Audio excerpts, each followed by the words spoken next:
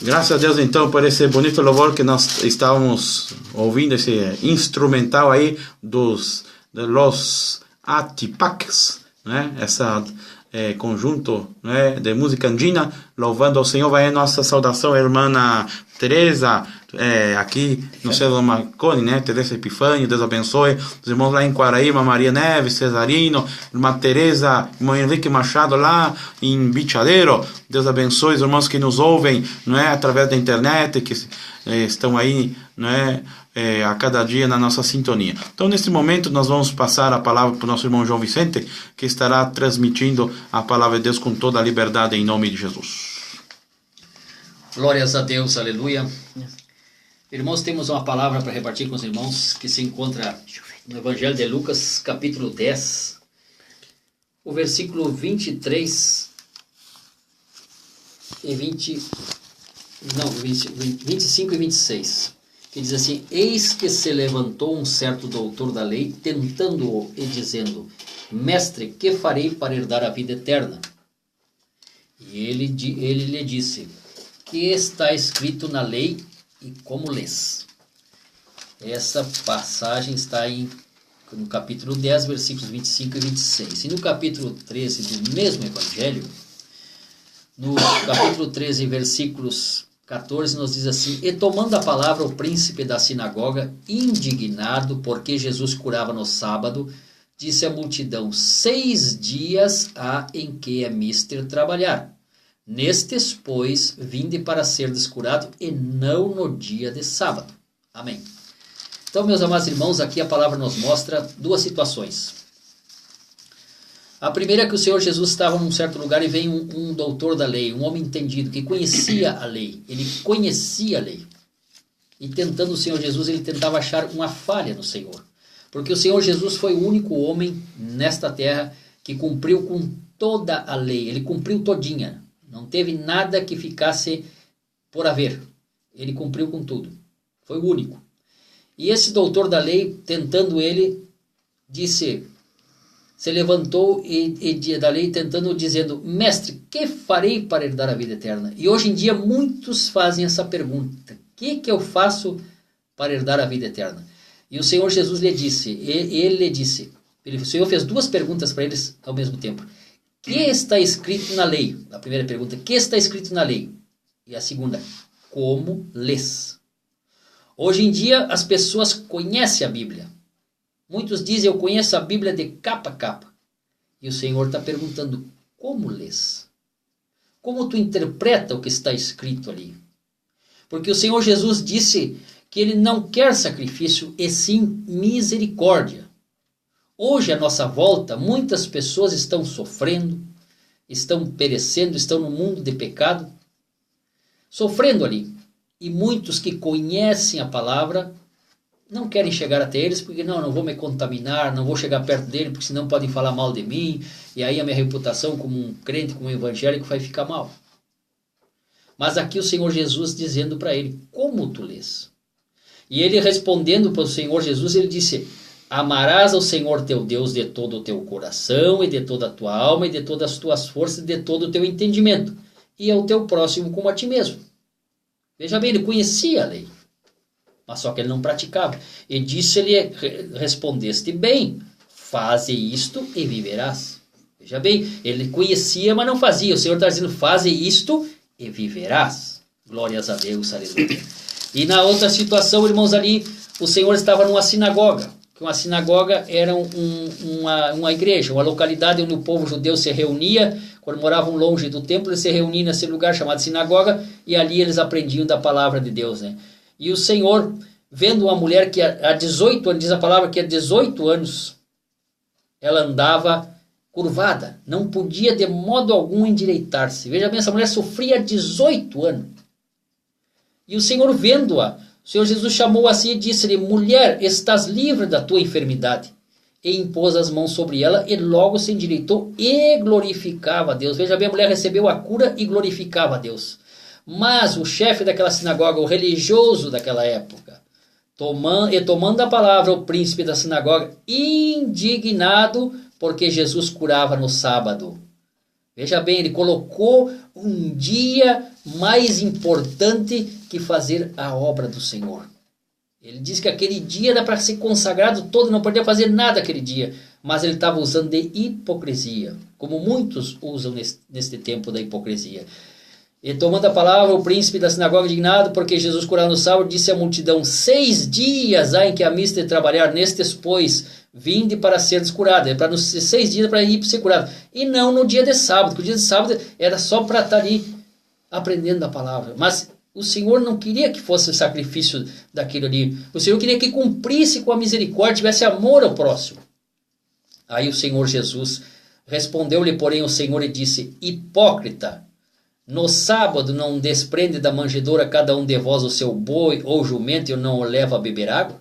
Veja bem, eles davam mais valor a um animal do que a um ser humano, ao seu próximo, que é a imagem e semelhança de Deus. E o segundo mandamento, que o primeiro mandamento era amar a Deus acima de todas as coisas, e o segundo, o próximo como a ti mesmo. E o próximo desse homem seria um burro, seria um jumento, que disse, né? E não um ser humano. E hoje em dia muitos pensam nas coisas materiais, no seu belo prazer, e deixam pessoas morrendo sem salvação, e eles tendo conhecimento da salvação, muitos cheios do Espírito Santo, com sabedoria, com discernimento, tudo, mas estão calados. E o Senhor nesta hora está falando que é para nós agirmos, não é hora de estarmos parados, é hora de falarmos do imenso amor do Senhor Jesus, né? Glórias a Deus. Certa época eu estive com um tio meu lá em Rio Grande, naquele hospital que tem lá, Santa Casa, Rio Grande. Nós fomos para lá, ele foi trocar um marca-passo e eu estava com ele lá. E aí eu fiquei 16 dias com ele lá, e ali eu observei muitas pessoas no limiar da sua vida, assim, com a vida por um fio, como se diz. Porque ali se tratava de problemas do coração. Um dia estávamos num quarto ali e um senhor foi tomar banho, e quando ele chegou embaixo do chuveiro deu uma parada cardíaca nele e ele caiu, e estava uma enfermeira atendendo meu tio, e aí correu, era uma jovem, e ela correu e já pegaram ele pelo braço, ele e a esposa do senhor, e se botaram na cama, e gritou para nós chamar os outros enfermeiros lá da equipe de enfermagem, trazer o desfibrilador para dar o choque nele, para ver se ele voltava assim. E um senhor foi lá chamar e vinha pelo corredor conversando normal, assim, caminhando normal. E a enfermeira disse: apressa, manda desapressar que o homem tá morrendo. E aí eu cheguei na porta e gritei: ó, apressa que o homem tá morrendo. E nesse meio tempo ela se acavalou por cima dele, começou a fazer aquela massagem cardíaca, e o homem voltou assim. E ela ficou numa felicidade, numa alegria, e gritava: eu consegui trazer ele de volta. Aí quando chegou os outros com o desfibrilador, ele disse: não precisa mais, ele já voltou assim. Veja bem, aquela pessoa estava ali na hora certa, aquela enfermeira. Se ela não tivesse ali com meu tio, talvez não desse tempo para esse homem. E assim nós estamos, às vezes, com a oportunidade de pregar a palavra e anunciar que Jesus quer salvar aquela pessoa, e não falamos, e aquela pessoa está com a vida por um fio. E ela pode se perder e ir para a eternidade sem Jesus. E um dia o Senhor vai cobrar de nós. Por que não falamos? Por que não anunciamos que o Senhor Jesus é o Salvador? Glórias a Deus, aleluia. E aqui fala este relato desse homem, do bom samaritano, essa primeira palavra que eu li. Ele não sabia que ia acontecer isso. Aquele outro relato, a mulher fazia 18 anos que tinha enfermidade. E esse não. Esse ele vinha por um lugar e vinha os assaltantes e assaltaram e deixaram quase morto. Mas é que chegou o bom samaritano ali. Se compadeceu dele. Desceu da sua cavalgadura, tratou das suas feridas, curou, limpou ali, lavou e colocou o óleo, e colocou ataduras e colocou sobre a sua cavalgadura e levou até a estalagem. E chegando ali disse: cuida dele, que eu seguirei viagem. Quando eu voltar, se ele gastou algo a mais, eu pagarei, põe na minha conta. E o Senhor Jesus esteve aqui nesta terra e deixou uma ordem para nós: ide e pregai o evangelho a toda criatura. Porque o Senhor Jesus foi para junto do Pai, ele disse: vou preparar-vos lugar, mas eu voltarei. Glórias a Deus, aleluia. E o Senhor vai voltar para buscar aqueles ao qual o reconheceram como Senhor e Salvador em sua vida, e aceitar no seu coração, abrir o coração para ele, deixar ele entrar e fazer morada, e tem o seu nome escrito no livro da vida. Glórias a Deus, aleluia. Mas cabe a nós, cada um de nós tem uma grande responsabilidade de pregarmos e anunciarmos as boas novas de salvação e vida eterna, né? Que nós não espere acontecer as coisas para depois, as tragédias, para depois falarmos do amor de Cristo. Vamos aproveitar enquanto é dia, vamos falar do Evangelho, enquanto temos liberdade aqui neste país, no Uruguai e no Brasil, para falarmos do grande amor de Cristo, né? Porque dias virão que correrão de um lado para outro, mas não acharão quem prega o Evangelho, porque o Senhor veio e buscou a sua igreja, né? Glórias a Deus, aleluia. Nesta tarde, meu amigo, eu te anuncio este Jesus. Ele é a solução para o teu problema. Se tu caiu numa dificuldade hoje, o Senhor é a solução para o teu problema. Se faz mais de 18 anos que tu tem um problema, uma enfermidade, o Senhor é a solução para ti hoje. Porque o Senhor disse, no tempo que se chama hoje, o Senhor quer operar um milagre em tua vida. Está em tuas mãos, está na tua boca. Abrir a tua boca e confessar o Senhor como o Senhor e Salvador de tua vida.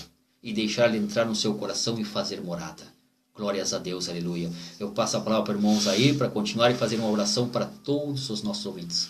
Graças a Deus, então, por essa linda palavra que o nosso querido irmão João Vicente trouxe, né? Uma palavra bem, né, autêntica, atual, não é? Que fala ao nosso coração e que você possa se animar aí, não é? Principalmente nós falamos para você que é conhecedor da palavra de Deus, não é?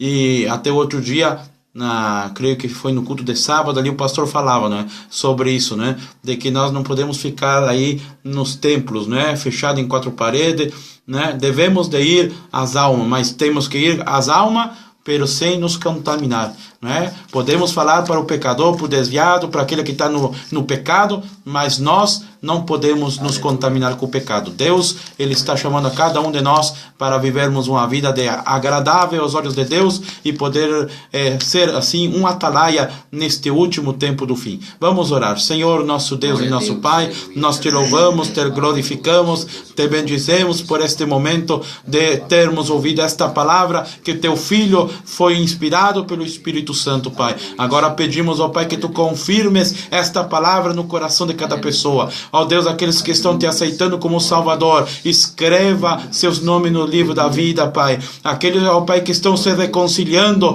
venha perdoá-los, venha ajudá-los, dê-lhes força para que não venham cair mais. E aqueles, ó Pai, que estão enfermos da saúde, ao triste alegra, ao cansado fortalece, ao fraco, Pai, dá vigor para que ele possa cada dia ser abençoado e ser um instrumento do teu amor. Deus, nós te louvamos e te glorificamos por tudo, em nome de Jesus, amém, amém. Então, nos despedimos na paz do Senhor até amanhã com o evangelista irmão Rubens, e não esqueça, hoje 19h30, Viva Aldino Maciel, 2h39, culto de oração, de ensino e de distribuição de escala para ovelhas. Deus abençoe, muito obrigado, Sandro, e até quinta-feira, se Deus nos permite, aqui novamente pela Rádio Reconquista.